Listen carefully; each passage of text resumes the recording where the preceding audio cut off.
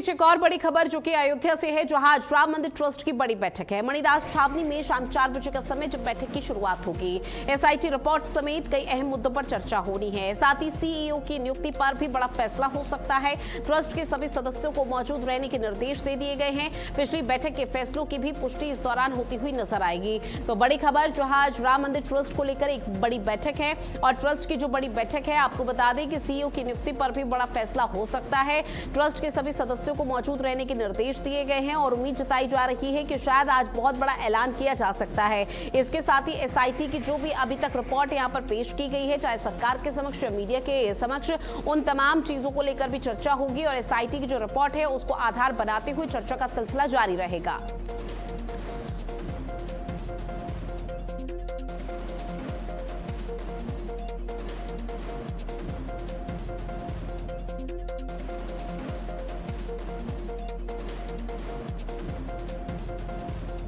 मौजूद रहने के निर्देश दिए गए हैं और ऐसे में ट्रस्ट की ये बैठक बेहद महत्वपूर्ण मानी जा रही है, जिस पर सभी की नजरें टिकी हुई है। जब पिछली दफा ये ट्रस्ट की बड़ी बैठक हुई थी तो चंपत व आनंद मिश्रा का इस्तीफा स्वीकार कर लिया गया था, जो उसके बाद कहा गया था कि नया सीईओ जल्द ही नियुक्त किया जाएगा। अभी फिलहाल अंतरिम तौर पर यहाँ पर एक पदाधिकारी बनाया गया, एक नाम सामने आया। लेकिन आज एक बार फिर से आपको बता दें, राम मंदिर ट्रस्ट को लेकर एक बड़ी बैठक होने जा रही है। प्रणवीर पांडे मेरे सहयोगी हमारे साथ ज्यादा जानकारी के साथ फोन लाइन पर जुड़े हुए हैं। प्रणवीर, चूंकि देखिए ट्रस्ट की आज एक बड़ी बैठक है जिस पर सभी की निगाहें हैं, तो क्या ये मानकर चला जाए कि नई सीईओ की नियुक्ति पर कोई ऐलान हो सकता है आज? निश्चित तौर पर जिस तरीके से अयोध्या राम मंदिर मुद्दा जो है, राम मंदिर मुद्दा गरमाया हुआ है और खासकर जो चोरी हुई है जिस तरीके से, उसको लेकर के जो जांच का दायरा बढ़ा है और उसके बाद में इस्तीफे का दौर शुरू हुआ, तो उसको लेकर के आज फिर दोपहर 3 बजे ये बैठक होगी और ये बैठक जो है राम मंदिर परिसर में होने की जो है तैयारी है। और खासकर जो है शाम 4 बजे मणिदास छावनी के ट्रस्ट में ये नियमित रूप से जो बैठक है उस बैठक में होगी और खासतौर पे इससे जो ट्रस्ट के पदाधिकारी हैं उनको कहीं ना कहीं नियुक्त करने की चर्चा चलेगी, क्योंकि एसआईटी की अंतिम रिपोर्ट पे चर्चा होगी कि किस तरीके से एसआईटी ने अंतिम रिपोर्ट अपना दिया है और किन किन लोगों का इन ट्रस्ट में किस तरीके से लापरवाही की गई, जो आज इतना बड़े स्तर पे, जो कि अयोध्या विश्व स्तर पे, देश नहीं विश्व स्तर पे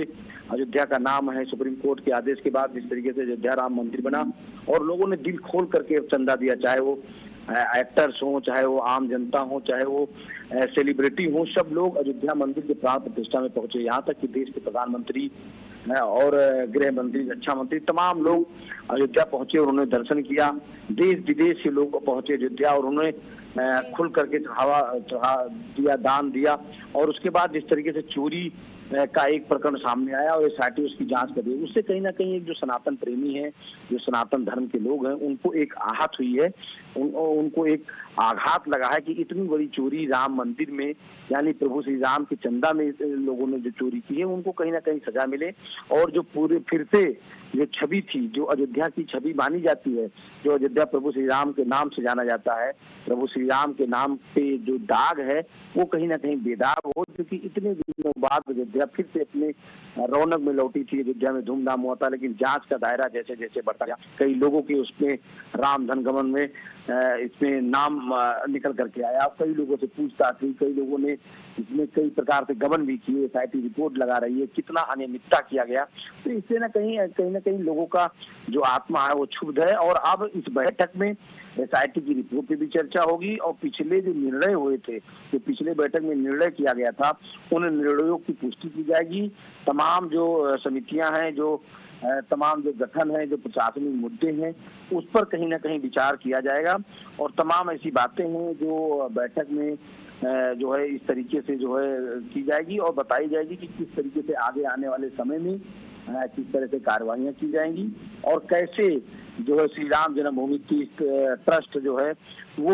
आगे आने वाले समय में इस पूरे मसले को लेकर सुनवाई हुई थी, तो सुप्रीम कोर्ट की तरफ से सुप्रीम आदेश ये दिया गया था कि एसआईटी का पुनर्गठन हो। हालांकि ट्रस्ट का ये मसला तो नहीं है, लेकिन फिर भी आज एसआईटी की जो अब तक की रिपोर्ट पेश की गई है उसके आधार पर चर्चा हो सकती है आज की इस बैठक पर, जिस पर नजरें टिकी हुई हैं। लेकिन अगर एसआईटी का पुनर्गठन होता है और पुरानी एसआईटी को भंग कर दिया जाता है तो क्या ये मानकर चला जाए कि ट्रस्ट के जो तमाम पदाधिकारी आज उस बैठक में मौजूद रहेंगे उनसे भी अब एसआईटी के नई टीम यहां पर चर्चा कर सकती है, उसको लेकर भी किसी तरह का मंथन का सिलसिला शुरू होगा? नहीं, निश्चित तौर पे आप को ये बता दें कि जो नए 3 नए ट्रस्टी हैं उनका कहीं ना कहीं आज चयन किया जाना जो है बैठक में लगभग तय माना जा रहा है। ट्रस्ट की तरफ से सीओ की नियुक्ति पर भी, प्रक्रिया पर भी चर्चा की जा सकती है। एसआईटी की जो रिपोर्ट है उस पर भी विस्तृत रूप से जो है जानकारी की जा सकती है, चर्चा की जा सकती है। ट्रस्ट का जो आंतरिक समितियों का जो पुनर्गठन है उस पर भी कहीं ना कहीं इस तरीके से बैठक होगी और आने वाले समय में ट्रस्ट किस तरीके से सुरक्षा व्यवस्था हो, चाहे उस पर कड़े इंतजाम हो, चाहे सीसीटीवी फुटेज हो, चाहे स्कैनिंग मशीन हो, तमाम ऐसी चीजें हैं जिसको लगा करके कहीं ना कहीं फिर से ट्रस्ट में आने वाले समय में कभी भी इस प्रकार से फिर से अनियमितता ना होने पावे, इसका कहीं ना कहीं बैठक में विशेष तौर पर चर्चा होगी, क्योंकि बैठक बहुत महत्वपूर्ण है। किस तरह से बैठक में यहाँ पर चीजें क्लियर होती है वो देखना बेहद महत्वपूर्ण रहने वाला है। बहरहाल जानकारी साझा की प्रणवीर, उसके लिए बहुत शुक्रिया आपका।